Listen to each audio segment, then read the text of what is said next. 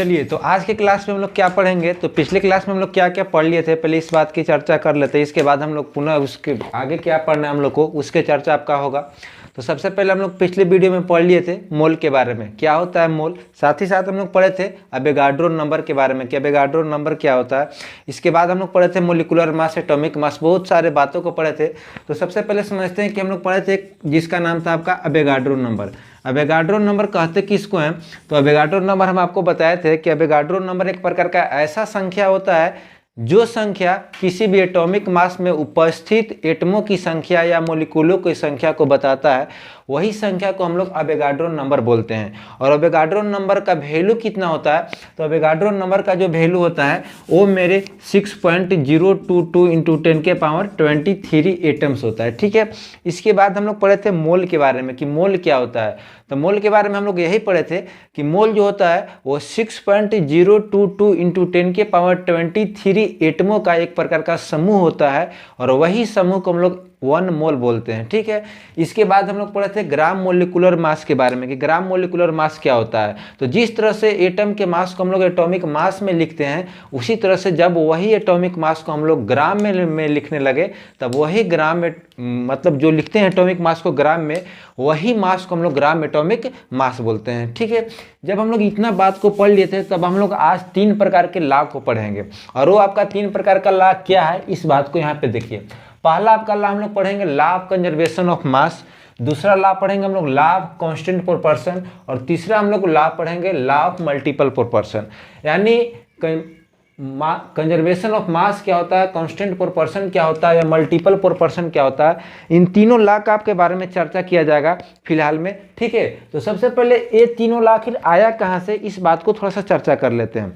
जैसा कि हम लोग जानते हैं कि एटम जो होता है वो सबसे छोटे पार्टिकल से मिलकर बना होता है। ठीक है, और वो जो छोटे पार्टिकल से मिलकर एटम जो बना होता है, वही छोटे पार्टिकल से किस तरह से मिलकर एटम बना हुआ है, उसी के आधार पे ये आपका 3 तरह का लॉ दिया गया है। और सबसे ज़्यादा जो एग्जाम में क्वेश्चन पूछा जाता है आपको, वो पूछा जाता है कि आखिर ये जो तीनों लॉ है, वो तीनों लॉ क्या है और किसके द्वारा खोज किया गया था। ठीक है, क्योंकि इस तरह के जो क्वेश्चन आते हैं आपके एग्जाम में, वो सबसे ज़्यादा क्वेश्चन पूछे जाते हैं डिस्कवर से, कि जैसे हम आपसे पूछेंगे कि law of conservation of mass का खोज किसने किया था, या लॉ ऑफ कांस्टेंट प्रोपोर्शन का खोज किसने किया था। ठीक है, या लॉ अगर आपको दे दिया गया एक एग्जाम्पल और उसमें पूछेगा कि बताइए ये जो एग्जाम्पल है वो किस तरह का एग्जाम्पल आपका है। ठीक है, ये कौन सा लॉ को फॉलो करता है, तो किस तरह का लॉ फॉलो करता है फिलहाल में समझिए। पहले पहला आपका क्या है, law of conservation of mass. Law of conservation of mass होता क्या है, इस बात को पहले चर्चा कर लेते हैं। Law of conservation of mass, जिसको हिंदी में हम लोग बोलते हैं द्रव्यमान संरक्षण का नियम, क्या बोलते हैं उसको हिंदी में, द्रव्यमान संरक्षण का नियम। आखिर द्रव्यमान संरक्षण का नियम होता क्या है, या law of conservation of mass क्या होता है, इस बात को समझिए। तो law of conservation of mass को हम लोग सबसे पहले हिंदी में आपको डिफिनेशन लिख दिए हैं कि इस नियम के अनुसार किसी भी रासायनिक अभिक्रिया, बोले तो केमिकल रिएक्शन में पदार्थ को नहीं डिस्ट्रॉय कर सकते हैं और न ही निर्माण कर सकते हैं। ठीक है, यानी इस नियम के अनुसार, किसके अनुसार, law of conservation of mass के अनुसार, किसी भी पदार्थ को न तो आप डिस्ट्रॉय कर सकते हो, नहीं आप उसको निर्माण कर सकते हो, उसको एक रूप से दूसरे रूप में आप क्या कर सकते हो, बदल सकते हो। इंग्लिश में डिफिनेशन लिखा हुआ है भाई मेरे कि अकॉर्डिंग टू दिस लॉ, इस लॉ के अनुसार matter is neither created nor destroyed in a chemical reaction. यानी किसी भी केमिकल रिएक्शन में किसी भी मैटर को न तो आप डिस्ट्रॉय कर सकते हो, ना ही आप निर्माण कर सकते हो। अब कैसे हम लोग ना ही डिस्ट्रॉय कर सकते हैं, ना ही निर्माण कर सकते हैं, इस बात को समझिए एक एग्जाम्पल के द्वारा। जैसे देखिए कैल्शियम कार्बोनेट, जिसका फार्मूला क्या होता है, CaCO3। अगर आप इस कैल्शियम कार्बोनेट को हीट करोगे तो आपका जो बनेगा वो कैल्शियम ऑक्साइड और कार्बन डाइऑक्साइड बनेगा। ठीक है, यानी कैल्शियम कार्बोनेट को अगर आप हीट करते हो तो calcium oxide plus carbon dioxide बनता है। अब मान लीजिए कि आप कैल्शियम कार्बोनेट को 100 ग्राम लिए हो, ठीक है ना, आप कैल्शियम कार्बोनेट मेरे पास कितना है, 100 ग्राम है। कितना है मेरे भाई, 100 ग्राम है। अगर मेरे पास कैल्शियम कार्बोनेट 100 ग्राम है, तब इस कैल्शियम कार्बोनेट को, यानी कैल्शियम कार्बोनेट एक प्रकार का मैटर को हम लेते हैं, और इस कैल्शियम कार्बोनेट मैटर को अगर हम हीट करते हैं तो मेरे पास 100 ग्राम है कैल्शियम कार्बोनेट, और अगर आप हीट करोगे तो वाजिब सी बात है कि कैल्शियम ऑक्साइड और कार्बन डाइऑक्साइड बनेगा। और एक कैल्शियम ऑक्साइड और जब कार्बन डाइऑक्साइड बनेगा आपका, तो वो जो बना यानी कैल्शियम कार्बोनेट टूटा तो दो बना हुआ है, एक क्या बना हुआ है कैल्शियम ऑक्साइड और दूसरा आपका कार्बन डाइऑक्साइड बना हुआ है। तब कैल्शियम ऑक्साइड आपका कितना होगा 56 ग्राम और कार्बन डाइऑक्साइड कितना होगा 44 ग्राम। और ये दोनों को अगर आप मिलाओगे भाई मेरे तो कितना हो जाएगा 100 ग्राम। यानी कैल्शियम ऑक्साइड और कार्बन डाइऑक्साइड को अगर आप मिलाओगे तो कैल्शियम कार्बोनेट बनेगा। और कैल्शियम कार्बोनेट आप शुरू में लिए कितना थे 100 ग्राम, और 100 ग्राम में 56 ग्राम कैल्शियम ऑक्साइड की तरफ चला गया और 44 ग्राम कार्बन डाइऑक्साइड के द्वारा चला गया। यानी टोटली भाषा में हम बात को यही बताना चाहते हैं आपके सामने कि आप अगर किसी भी मैटर को लीजिए, अगर आप उसको केमिकल रिएक्शन करवा रहे हैं, चाहे आप उसको गर्म कर रहे हैं चाहे ठंडा कर रहे हैं, अगर आप कोई भी मैटर हो उस मैटर को गर्म कीजिए या ठंडा कीजिए, केमिकल रिएक्शन के दौरान किसी भी मैटर को आप एक रूप से दूसरे रूप में परिवर्तन कर सकते हैं, न कि उसको डिस्ट्रॉय या निर्माण कर सकते हैं। ठीक है, अगर आप 100 ग्राम कैल्शियम लिए हैं तो आप उसको किसी भी तरह से केमिकल रिएक्शन करवाइए, लास्ट में उसको 100 ग्राम कैल्शियम मिलना ही मिलना है।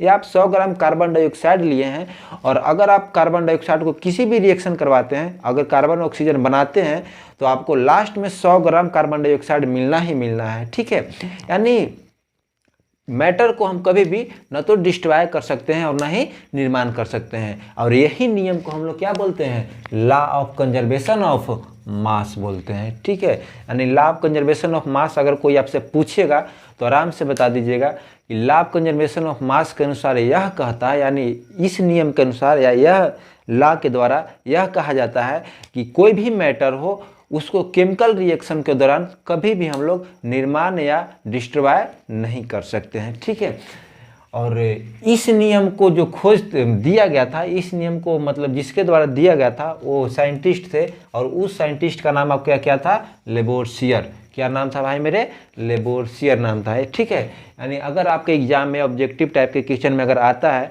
कि law of conservation of mass को जो दिए थे साइंटिस्ट, उस साइंटिस्ट का नाम क्या था, तो आपका क्या नाम था लेबोर्सियर नाम था। ठीक है, और law of conservation of mass होता क्या है इस बात को भी हम लोग समझ लिए।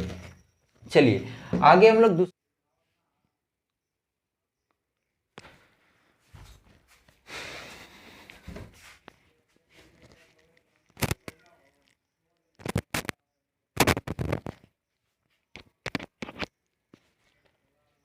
चलिए अब हम लोग जब law of conservation of mass को समझ लिए तब इसके बाद हम लोग समझेंगे कि इसके बारे में the law of constant proportion. Law of constant proportion क्या होता है, दूसरा आपका लॉ है law of constant proportion.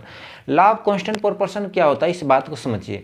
Law of constant proportion यह कहता है भाई मेरे कि अगर कोई एक कंपाउंड है, कोई एक यौगिक है, और उस यौगिक में जो एलिमेंट प्रेजेंट हैं, वो जो एलिमेंट प्रेजेंट रहेंगे उस कंपाउंड में वो एक निश्चित अनुपात में मिले हुए होंगे या एक फिक्स्ड रेशियो में मिले हुए होंगे। ठीक है, यानी लॉ ऑफ कांस्टेंट प्रोपोर्शन आपका यह कहता है कि इस नियम के अनुसार किसी भी यौगिक में उपस्थित तत्व एक निश्चित अनुपात में मिले होते हैं, या बोले इंग्लिश में बोले तो according to this law in a compound the element is present in a fixed proportion.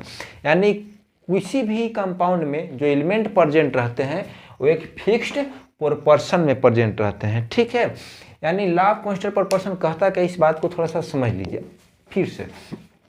इससे मान लीजिए कि हम आपके पास H2O है, क्या है H2O, बोले तो वाटर है।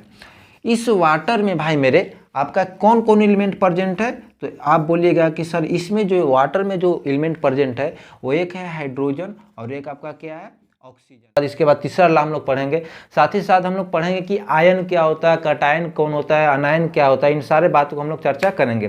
तो खैर हम लोग समझते हैं पहला लॉ खत्म हो गया था। दूसरा लॉ के बारे में, दूसरा जो आपका लॉ है वो आपका है लॉ ऑफ कांस्टेंट प्रोपोर्शन। ठीक है, क्या है law of constant proportion. Law of constant proportion होता क्या है इस बात को पहले समझिए। लॉ ऑफ कांस्टेंट प्रोपोर्शन का आपका डिफिनेशन लिखे हुए हैं हम कि इस नियम के अनुसार किसी भी यौगिक में उपस्थित तत्व एक निश्चित अनुपात में मिले होते हैं। इससे मान लीजिए कि कोई एक यौगिक है, या यौगिक बोले तो कंपाउंड, कोई भी कंपाउंड होता है उसमें वाजिब सी बात है कि कोई ना कोई एलिमेंट मिले हुए होते हैं, ठीक है। यानी यौगिक में वाजिब सी बात है कि पहले कंपाउंड का डिफिनेशन क्या होता है, तो जब दो एलिमेंट एक फिक्स्ड रेशियो में मिलते हैं तब उसी को हम लोग कंपाउंड बोलते हैं। और लॉ ऑफ कांस्टेंट प्रोपोर्शन यही बात को समझाता है कि अगर कोई कंपाउंड है तो उसमें एलिमेंट मिले हुए होते हैं, ठीक है। लेकिन वो जो एलिमेंट मिले हुए होते हैं किसी भी कंपाउंड में, वो एक निश्चित अनुपात में एक फिक्स्ड रेशियो में मिले हुए होते हैं, ठीक है। इसी लॉ को हम लोग क्या बोलते हैं, लॉ ऑफ कांस्टेंट प्रोपोर्शन बोलते हैं। आपका इंग्लिश में लिखा हुआ है कि अकॉर्डिंग टू दिस लॉ, इस लॉ के अनुसार इन एनी कंपाउंड, किसी भी कंपाउंड में the element is present in a fixed proportion, ठीक है। जैसे आपका हम एग्जांपल के रूप में यहाँ पे लिखे हुए हैं वाटर। जैसे मान लीजिए कि आपका एक वाटर, तो चलिए जैसे यहाँ पे एग्जांपल आपका दिया हुआ है एक, जैसे वाटर है, वाटर का आपका फार्मूला क्या होता है, H2O होता है। और इस H2O बोले तो वाटर में आपका दो एलिमेंट प्रेजेंट है, और वो कौन कौन एलिमेंट है आपका, तो एक है आपका हाइड्रोजन और एक आपका क्या है, ऑक्सीजन। आपका दूसरा लॉ कहता क्या है, तो दूसरा लॉ भी हम जस्ट बताएं कि दूसरा लॉ यही आपका कहता है, यानी लॉ ऑफ कांस्टेंट प्रोपोर्शन यही कहता है कि कोई भी एक कंपाउंड हो, जैसे मान लीजिए कि यहाँ पे कंपाउंड हम क्या लिए हैं भाई मेरे, H2O। कोई भी आपका एक कंपाउंड है, वो जो कंपाउंड में जो एलिमेंट प्रेजेंट रहेंगे, यानी इसमें कौन कौन एलिमेंट प्रेजेंट है, तो आप बोलिएगा कि सर एक हाइड्रोजन प्रेजेंट है और एक ऑक्सीजन प्रेजेंट है। यानी इस वाटर कंपाउंड में जो आपका एलिमेंट प्रेजेंट है, जैसा कि यहाँ पे लिखा हुआ है एक हाइड्रोजन और एक ऑक्सीजन। यहाँ पे हाइड्रोजन का कितना एलिमेंट है, दो एलिमेंट है, ठीक है। यानी H2 है तो दो एलिमेंट है। और ऑक्सीजन का कितना एलिमेंट है, आपका एक है, ठीक है। यानी हाइड्रोजन का एक एटम का, एक एलिमेंट का मास कितना होता है, एक होता है, तो दो का कितना हो जाएगा, 2 ही हो जाएगा।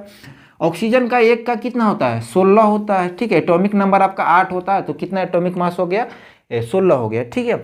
यानी हाइड्रोजन का एटॉमिक मास जो हुआ किसमें, वाटर कंपाउंड में, वो कितना हो गया, 2।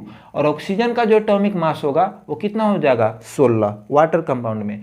अब हमको क्या बताना है, प्रोपोर्शन बताना है। प्रोपोर्शन बोले तो रेशियो बताना है, यानी प्रोपोर्शन करना है, यानी डिवाइड हम लोग करेंगे। तो डिवाइड करेंगे भाई मेरे, तो 1 कितना आएगा, 8 आएगा। इससे मतलब क्या निकलता है, आखिर 1:8 आया क्या, इस बात से क्या निष्कर्ष निकलता है, कंक्लूजन क्या निकलता है। जैसा कि अभी हम लोग बताएं यहाँ पे कि वाटर एक प्रकार का कंपाउंड है, H2 एक प्रकार का कंपाउंड है।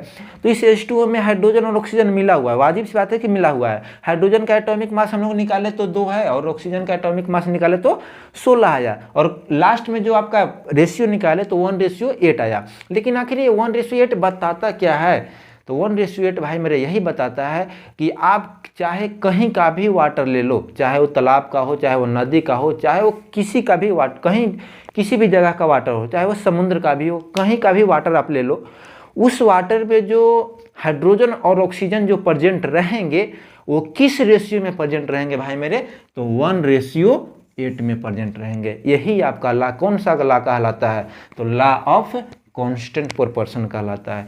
कि कोई भी कंपाउंड हो, सिर्फ वाटर ही नहीं, कोई भी कंपाउंड आपका हो, उसमें जो एलिमेंट प्रेजेंट है वो एक फिक्स रेशियो में प्रेजेंट रहेंगे, ठीक है।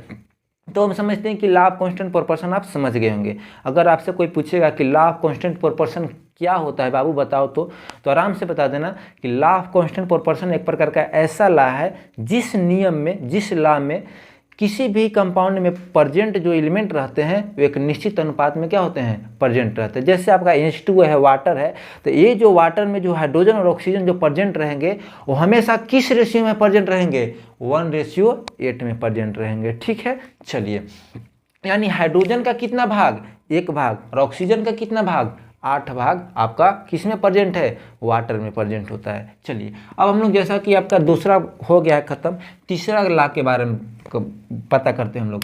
एक बात और, आपका जैसा कि हम लोग बताए थे कि law of conservation of mass का जो खोज किया था वो किसने किया था, इसका हम लोग चर्चा पिछले वीडियो में कर लिए थे, ठीक है। उसी तरह से लॉ ऑफ कांस्टेंट प्रोपोर्शन का जो खोज किया था भाई मेरे, वो किसने किया था, तो जोसेफ ब्राउट किया था। किसने किया था भाई, जोसेफ ब्राउट। यानी अगर आपसे आएगा, कोई पूछेगा, ऑब्जेक्टिव में आ सकता है कि लॉ ऑफ कांस्टेंट प्रोपोर्शन का खोज किसने किया था, तो जोसेफ ब्राउट ने किया था। चलिए, अब हम लोग तीसरा लॉ की चर्चा करते हैं। तीसरा आपका लॉ क्या है, law of multiple proportion. Law of multiple proportion क्या होता है, इस बात को समझिए। लॉ ऑफ मल्टीपल प्रोपोर्शन कहता क्या है, तो देखिए लॉ ऑफ मल्टीपल प्रोपोर्शन एक प्रकार का ऐसा लॉ है, जैसे मान लीजिए कि हम एक एग्जांपल के द्वारा आपको बताते हैं। एक एलिमेंट आपका क्या है, हाइड्रोजन है, और एक आपका क्या है, ऑक्सीजन है। ठीक है, इस हाइड्रोजन और ऑक्सीजन से हम लोग कौन कौन कंपाउंड बना सकते हैं। अभी इस लॉ को आप पीछे हटाइए, इस लॉ क्या होता है, लॉ ऑफ मल्टीपल प्रोपोर्शन, इसको थोड़ा सा अभी साइड में रखिए। जो हम आपको बात बता रहे हैं उस बात को थोड़ा सा समझने की कोशिश कीजिए। जैसे मान लीजिए कि हाइड्रोजन और ऑक्सीजन है, हाइड्रोजन और ऑक्सीजन से कितने कंपाउंड आप बना सकते हो, तो हाइड्रोजन और ऑक्सीजन से भाई मेरे आप 2 कंपाउंड बना सकते हो। एक आप बना सकते हो H2O और एक बना सकते हो H2O2। H2O बोलो तो एक बना सकते हो आप हाइड्रोजन ऑक्सीजन को मिलाकर वाटर, और एक H2O2 मतलब हाइड्रोजन पर ऑक्साइड। ठीक है, यानी हाइड्रोजन और ऑक्सीजन से आप 2 कंपाउंड बना सकते हो, एक H2 और एक H2O2। जैसे मान लो कि अगर आपसे कोई पूछेगा कि बताओ तो मेरे भाई कार्बन और ऑक्सीजन से कितने आप कंपाउंड बना सकते हो, तो कार्बन और ऑक्सीजन से हम 2 कंपाउंड बना सकते हैं, एक CO2 और एक CO। ठीक है, कार्बन डाइऑक्साइड और एक कार्बन मोनोऑक्साइड। तो वही बात हम यहाँ पे आपको समझाने की कोशिश कर रहे हैं कि जैसे मान लीजिए कि आपके पास हाइड्रोजन और ऑक्सीजन है, तो कितने कंपाउंड आप बना सकते हो, तो 2 कंपाउंड, एक H2 और एक H2O2। अब मेरे भाई H2O में हाइड्रोजन, यहाँ पे क्या है, हाइड्रोजन, हाइड्रोजन का मास कितना हो जाएगा, 2 ग्राम होगा। 2U बोले तो 2 ग्राम। ठीक है ना, क्योंकि एक हाइड्रोजन एलिमेंट का मास कितना होता है, 1 होता है, तो 2 का कितना हो जाएगा, 2G हो जाएगा ना। उसी तरह से H2O2 में हाइड्रोजन का कितना मास हो जाएगा, 2।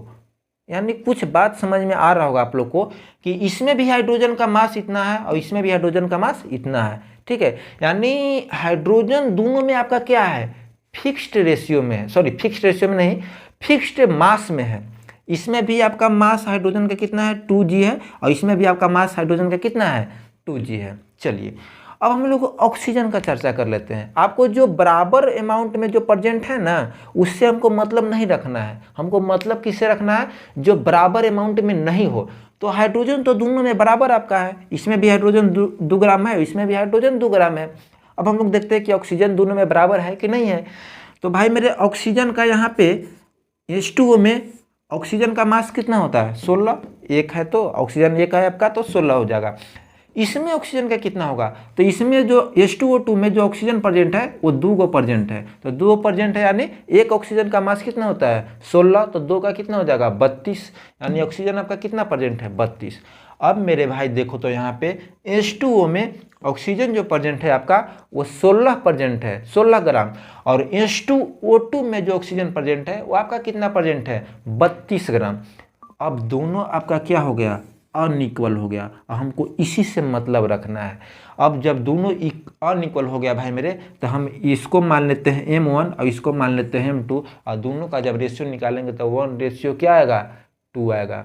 यानी H2O में आपका जो ऑक्सीजन का जो मास होगा वो कितना होगा, 1 होगा, लेकिन वही H2O2 में यानी कहीं कहीं 2 ग्राम हाइड्रोजन में ऑक्सीजन का कितना मास लग रहा है, 1 लग रहा है, लेकिन कहीं कहीं वही 2 ग्राम हाइड्रोजन में ऑक्सीजन का कितना मास लग रहा है, 2 ग्राम लग रहा है। यानी यही आपका लॉ ऑफ मल्टीपल प्रोपोर्शन कहता है कि एक निश्चित जब आपका फिक्स्ड जब एलिमेंट का जब मास होता है, तो वो फिक्स्ड मास में जो दूसरा एलिमेंट आता है आपका वो किस रेशियो में आता है। जैसे यहाँ पे देखिए हाइड्रोजन दोनों में फिक्स है, यही 2 ग्राम हाइड्रोजन में या आपका यहाँ पे ऑक्सीजन कितना लग रहा है, 1 लग रहा है, लेकिन यही 2 ग्राम हाइड्रोजन में आपका ऑक्सीजन कितना लग जा रहा है, 2 ग्राम लग जा रहा है। यानी एक फिक्स्ड एलिमेंट में, फिक्स्ड एलिमेंट के मास में दो कंपाउंड में आपका जो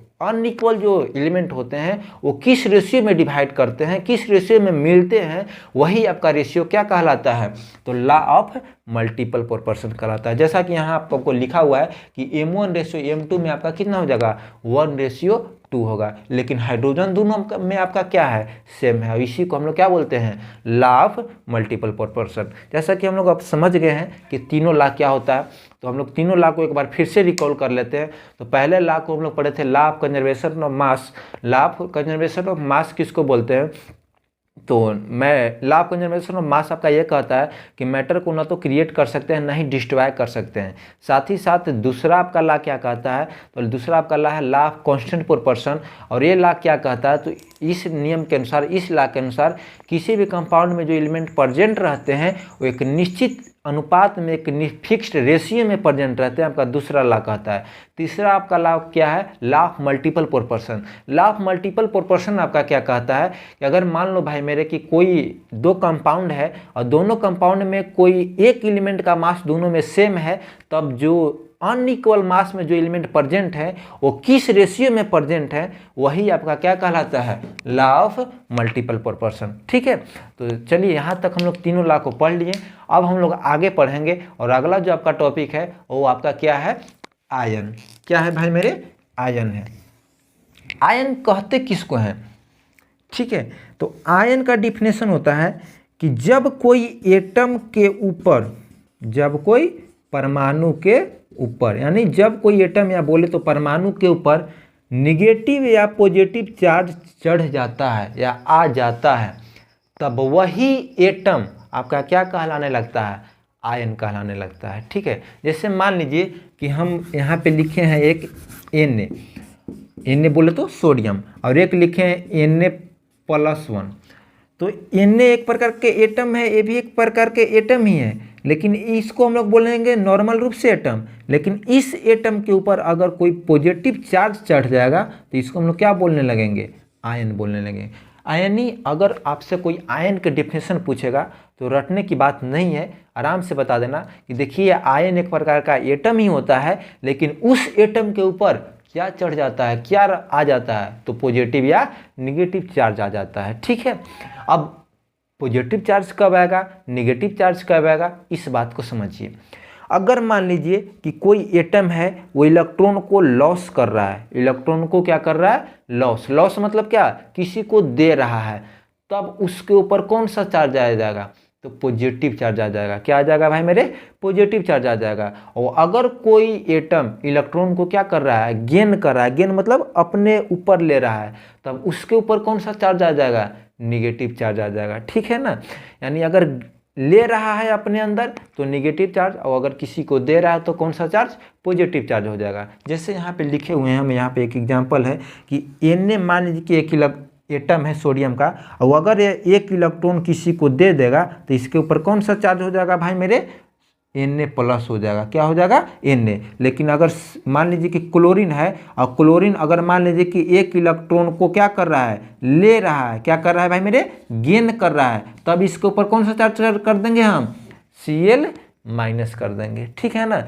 यानी ये आयन क्या होता है, आयन के ऊपर निगेटिव चार्ज कब आता है, पॉजिटिव चार्ज कब आता है, इस बात को हम लोग समझ गए। चलिए, अब आपका एक बहुत फेवरेट क्वेश्चन पूछा हुआ है कि मेटल जो होते हैं वो अनायन होते हैं कि कटायन होते हैं। ठीक है, तो समझिए अनायन और कटायन क्या होता है। तो जो इलेक्ट्रॉन को लॉस करते हैं ना, जो इलेक्ट्रॉन के क्या करते हैं, लॉस करते हैं, उसको हम लोग बोलते हैं कटायन। क्या बोलते हैं भाई मेरे, कटायन। और जो इलेक्ट्रॉन को गेन करते हैं ना, उसको हम लोग क्या बोलते हैं, अनायन बोलते हैं।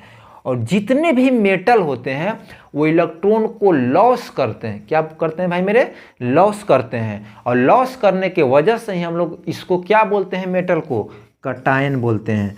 और जितने भी नॉन मेटल होते हैं ना भाई मेरे, वो इलेक्ट्रॉन को गेन करते हैं, और गेन करने के वजह से ही इसको हम लोग क्या बोलते हैं, अनायन बोलते हैं। क्या बोलते हैं, अनायन बोलते हैं। लेकिन एक एक्सेप्शन है, और किसको छोड़कर, हाइड्रोजन को छोड़कर। हाइड्रोजन भी आपका एक प्रकार का नॉन मेटल ही है, लेकिन वो इलेक्ट्रॉन को क्या नहीं करता है, तो गेन नहीं करता है। ठीक है ना, यानी अगर आपके एग्जाम में ऑब्जेक्टिव टाइप में आता है, लोग कन्फ्यूजन में रहता है कि अच्छा मेटल अनायन होगा कि कटायन होगा। पढ़े तो लोग रहते हैं कि अनायन या कटायन, लेकिन कन्फ्यूज में रहते हैं।